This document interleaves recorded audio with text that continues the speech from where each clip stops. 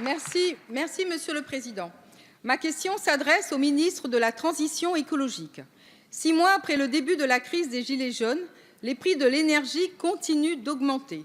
Non seulement le gazole a augmenté de 4% et le sans-plomb de 5% depuis 1 an, mais en plus, les tarifs de l'électricité augmenteront de 6% dès le 1er juin.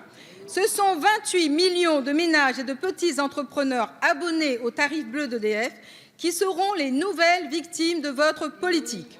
Encore une fois, c'est le pouvoir d'achat des Français qui est attaqué pour satisfaire les concurrents d'EDF. Vous suivez la commission de régulation de l'énergie pour, je cite, éviter la faillite de ses fournisseurs alternatifs. Résultat, EDF est prié de vendre moins cher à ses concurrents et plus cher aux consommateurs. EDF investit, ses concurrents en tirent profit, alors que l'ouverture à la concurrence doit aboutir au contraire à une baisse générale des prix.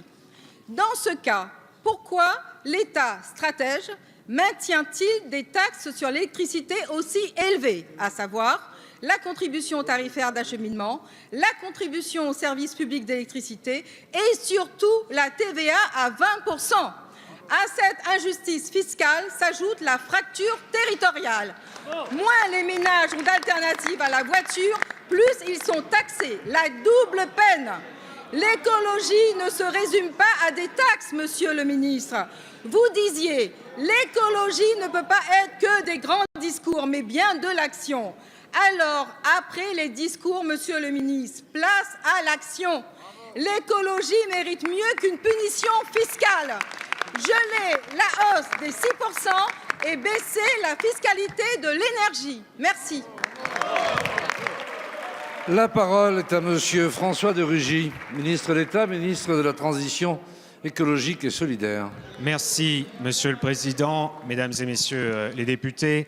Madame la députée, tout d'abord, je tiens à rappeler que ce mode de calcul pour la fixation des tarifs régulés de l'électricité, sachant qu'un certain nombre de Français font déjà appel à d'autres contrats, y compris chez EDF, d'autres modes de pour être fournis en électricité qui ne sont pas soumis à ces tarifs. Le mode de calcul des tarifs régulés de l'électricité, il a été voté en 2010 sous une majorité où votre parti avait la majorité à l'Assemblée nationale et il a été confirmé en 2015 sous une autre majorité et l'engagement que nous prenons, c'est de le modifier.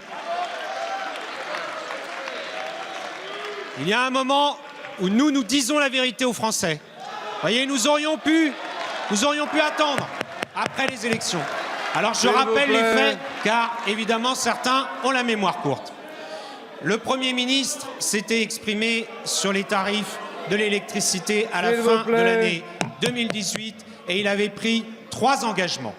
Premier engagement, nous n'appliquons pas la hausse pendant l'hiver car il y a des Français qui se chauffent à l'électricité et nous ne voulons pas qu'au moment où la consommation est la plus forte, cette hausse s'applique. Cet engagement est tenu. Cet engagement a été tenu. Deuxième engagement, nous avions dit que nous augmenterions le chèque énergie.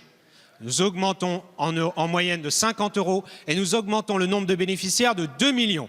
Ce qui fait que 5,5 millions de bénéficiaires en France, aujourd'hui, reçoivent en ce moment ce chèque énergie, y compris dans votre département, voyez-vous, où il y en avait 112 000 l'année dernière et où il y en a 142 000 cette année.